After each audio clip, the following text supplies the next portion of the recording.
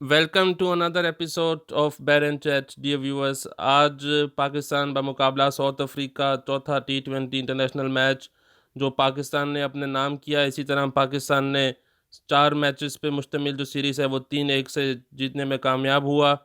फैफू भाई, टाइम ज़ाया किए बगैर आपसे मैं जानना चाहूँगा कि आज पाकिस्तान का जो हदफ था 145 का टारगेट इन्होंने अचीव करना था। एक मौके पे तो लग रहा था कि पाकिस्तान बआसानी ये टारगेट अचीव कर लेगा, लेकिन जैसे ही बाबर आजम की विकेट गिरी उसके बाद पाकिस्तान मिडल ऑर्डर की जो लाइन लगी है, क्या आप समझते हैं कि पाकिस्तान मिडल ऑर्डर ये वो वाला मिडल ऑर्डर नहीं है कि जो आपको मैचेस जिता के दे सकता है?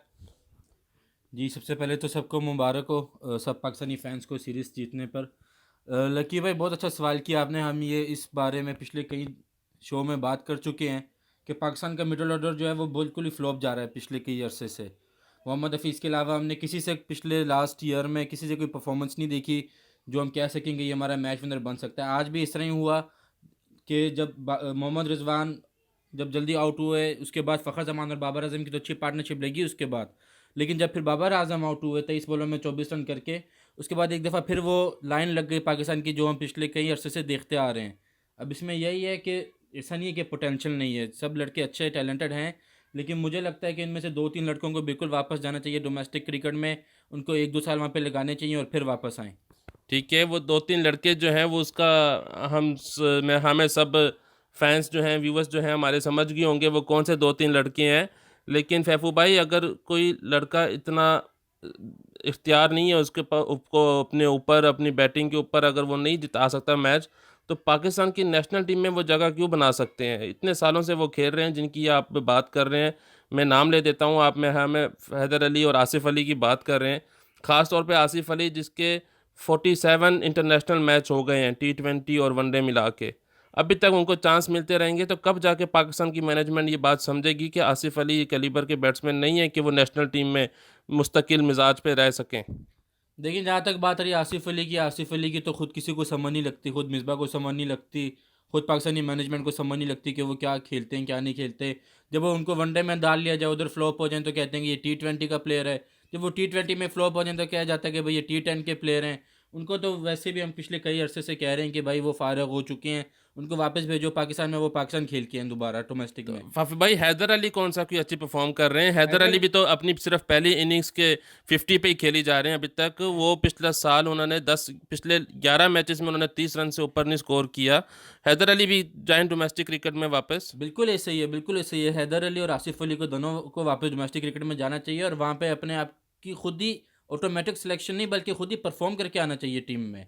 अभी हम देखते हैं कि पाकिस्तान की टीम में बहुत सारे लड़के ऐसे हैं जिनकी ऑटोमेटिक सिलेक्शन हो जाती है। ऐसा बिल्कुल नहीं होना चाहिए। आप जाएँ वापस, आप परफॉर्म करके आएँ और अपना जगह बनाएँ दोबारा आके टीम में। ठीक हो गया फैफू भाई। आज जबकि लो स्कोरिंग मैच था, लो स्कोरिंग मैच में बाबर आजम ने फिर एक बार रन बॉल इनिंग्स खेली है। तो टॉप ऑर्डर को नहीं चाहिए, जब आपका टॉप ऑर्डर इतनी अच्छी फॉर्म में लगे हो, आप पिछले मैच में 45 बॉल पर सेंचुरी कर रहे हैं, तो आप इस मैच में फिर 25 बॉल पे 25 कर रहे हैं, तो आपको अपनी फॉर्म से पूरा फ़ायदा उठाना चाहिए। फ़खर जमान जिस तरह बैटिंग कर रहे हैं, इस तरह बाबर आजम को नहीं बैटिंग करनी चाहिए थी? बिल्कुल लकी भाई, लेकिन बाबर आजम का हम देखें तो वो ज़्यादा प्रेफर वो यही करते हैं कि वो एंकर इनिंग्स खेलें। लास्ट मैच के सिवाय उन्होंने तकरीबन अपने जितने भी करियर के मैचेस खेले हैं वो यही चाहते हैं कि वो इनिंग्स को लेकर नहीं, चलें। इनिंग्स को तो अगर लेके चलना है तो फिर आखिर तक खड़े रहना चाहिए जब ना। जब फ़खर ज़मान एक साइड से हिटिंग कर रहे थे तो उनका उस वक्त रोल अच्छा लग रहा था कि वो फ़खर ज़मान को स्ट्राइक रोटेट करके दे रहे थे बार बार। लेकिन जब फ़खर ज़मान आउट हुए, साथ ही बाबर आजम भी आउट हुए, तब मैं समझता हूँ कि एक मसला हुआ है पाकिस्तान को ज़्यादा। ऐसा नहीं है कि सारा कसूर हम बाबर आजम पे दे रहे हैं आज मिडल ऑर्डर के फ्लॉप होने का, ऐसा हरगिज़ नहीं है। लेकिन जब कहा जाता है ना कि जब आप फॉर्म में हो तो आप उसको यूटिलाइज़ करें अपनी फॉर्म को। तो मुझे ऐसा लगता है जब पाकिस्तान के बाबर आजम और फ़खर ज़मान जब दोनों आउट हुए हैं, तब से मसला बनना शुरू हुआ है आज के मैच में। बिल्कुल ठीक हो गया। मोहम्मद हफीज़ के बारे में बात कर लेते हैं। मोहम्मद हफीज़ ने जब से T10 क्रिकेट लीग को पाकिस्तान नेशनल टीम के ऊपर तरजीह दी थी, तब से मोहम्मद हफीज़ की भी फॉर्म जो है वो कोई ख़ास नज़र नहीं आई है। इस सीरीज़ में मोहम्मद हफीज़ बिल्कुल भी फ्लॉप, बहुत बुरे तरीके से फ्लॉप लगे हैं। तो इस बारे में आपका क्या ख्याल है? मोहम्मद हफीज़ को भी क्या डोमेस्टिक क्रिकेट में वापस जाना चाहिए फैफू भाई? नहीं, हाँ जी, बिल्कुल लकी भाई, बिल्कुल दोस्ती है मिसबा की और मोहम्मद हफीज़ की, लेकिन इसका मतलब हरगिज़ ये नहीं है कि वो मोहम्मद आमिर जो है अभी हफीज़ की वजह से बाहर हैं टीम से। मोहम्मद आमिर की अपनी कुछ ऐसी करतूतें और शर्जील खान का तो हमें पता ही है, जो मिसबाह ने उसके लिए रिक्वायरमेंट्स रखी हुई हैं, जो किसी को पसंद आ रही है और किसी को नहीं पसंद आ रही, वो अपनी जगह पे है। मेरे ख्याल है हम आज के मैच के बारे में ही बात कर लेते हैं। कोई हमें पॉजिटिव भी निकालनी चाहिए। आज पाकिस्तान ने बहुत अच्छी बॉलिंग कराई है, जिस तरह हमने देखा है। शुरू में हालांकि थोड़ी मार पड़ने लगी थी बॉलर्स को, लेकिन जिस तरह फ़हीम अशरफ ने और हसन अली ने कमबैक किया बाद में, मेरा ख्याल है बहुत अच्छे स्कोर पर उन्होंने रोका है। बहुत अच्छी पिच थी बैटिंग के लिए, लेकिन यहाँ पे जो है ना, क्रेडिट हमें अपने बॉलर्स को भी देना चाहिए, खासतौर पर शाहीन अफरीदी को, जो पिछले मैचों में बहुत रस्टी नज़र आ रहे थे। बहुत अच्छी पिच थी बैटिंग के लिए। मैं आपको बात करता हूँ फैफू भाई, जो match second T20 international south Africa ने जीता था, उसमें उन्होंने बॉलिंग भी अच्छी कराई थी और बैटिंग भी अच्छी करके 14 ओवर में मैच जीते थे। पाकिस्तान ने जो पिछला मैच जीता है 200 स्कोर खा के बॉलर्स फ्लॉप हुए, बैट्समैन ने बहुत अच्छी बैटिंग की, एक्स्ट्रा ऑर्डिनरी बैटिंग की। बाबर आजम ने लास्ट बहुत लाजवाब इनिंग्स उसने खेली।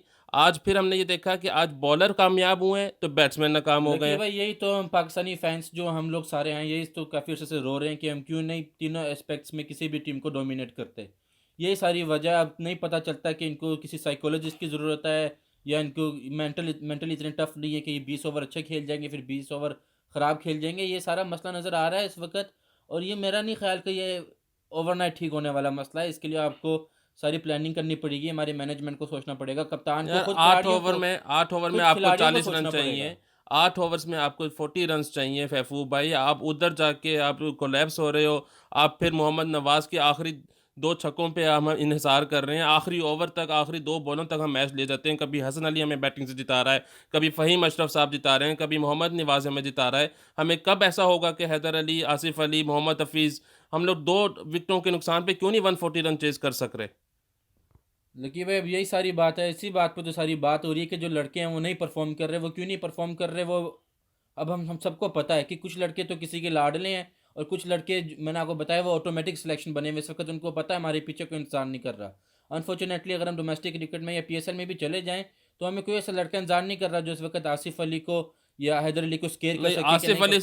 आसिफ अली से बेहतर तो सब होंगे फैफू भाई, ऐसी बात ना करें। इधर कमेंट सेक्शन पर आसिफ अली हमारे हमारे यूट्यूब बिल्कुल नया चैनल है, मैं आपको बताता हूँ, हमारे कमेंट्स में जो भाई हमें कमेंट करते हैं, इससे सब आसिफ अली से इससे बेहतर होंगे। सर, आसिफ अली तो मैंने आपको पहले ही बोला ना, वो किसी का लाडला है। लाडले को तो कोई आप बाल नहीं उखाड़ सकते किसी लाडले का यार। यानी कि वो लाडला साहब जो जिम्बाब्वे की सीरीज भी खेलेगा, शर्जील खान को वो सिर्फ एक ही लाडला मैच साहब मिलना टी था। ट्वेंटी वर्ल्ड कप भी खेलेंगे, वो लाडला साहब T20 वर्ल्ड कप भी खेलेंगे। और ये बात मैं आपको बताना चाहता हूँ कि मुझे जो लगता है, पाकिस्तानी मिडल ऑर्डर की प्रॉब्लम बहुत ज़्यादा है इस वक्त। और इधर आपको, जो मुझे लगता है जो जैसा होना चाहिए, इधर आपको शोएब अली की बहुत ज़रूरत पड़ेगी।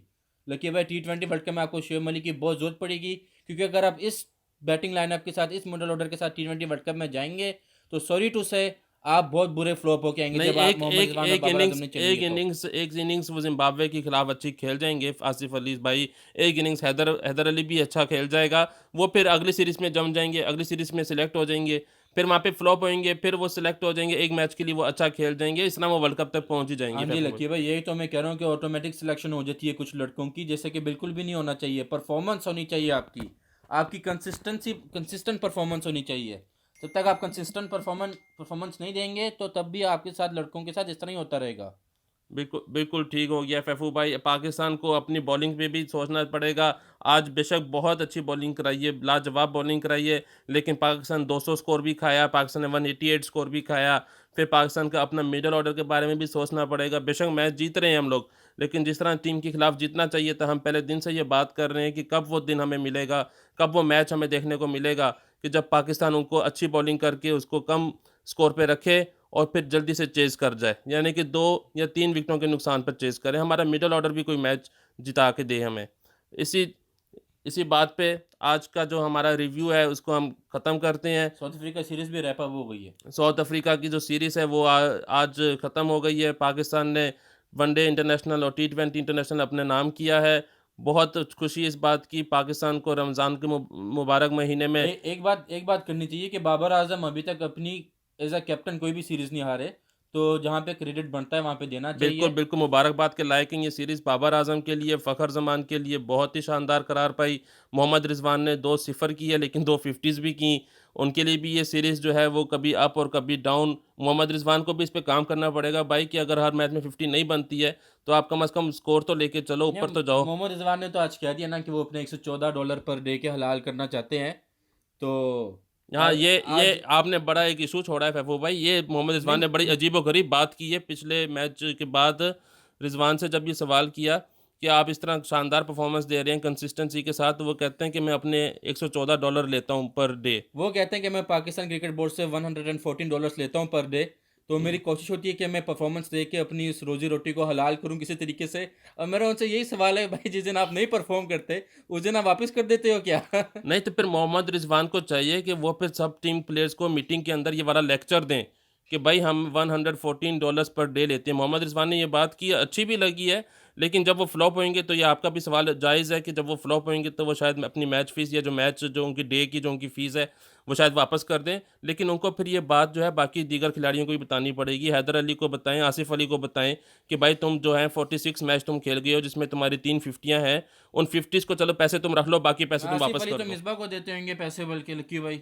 अच्छा, आसिफ अली तो मिसबा को देते होंगे पैसे ऊपर से। चलें फिर आसिफ अली पे बात आ गई है कि चाय व्यूवर्स। बिस्किट खा लेना। इससे पहले कि आसिफ अली हमारे शो तक पहुंच जाएं व्यूवर्स, हम आज का जो शो उसका फिनिश करते हैं। आप सबकी राय का हमें इंतज़ार रहेगा। फीडबैक आप ज़रूर दिया करें, कमेंट सेक्शन पर अपने सवाल भी लिखें, हम आपके सवाल को डिस्कस करेंगे। पाकिस्तान अब निकल रहा है जिम्बाब्वे के लिए, 3 T20 मैच होंगे, उसके बाद 2 टेस्ट मैचेस होंगे, उस पर भी हम फुल कवरेज करेंगे। आप सब अपना ख्याल रखें और हमारे चैनल को सब्सक्राइब, लाइक और ज़रूर शेयर करें।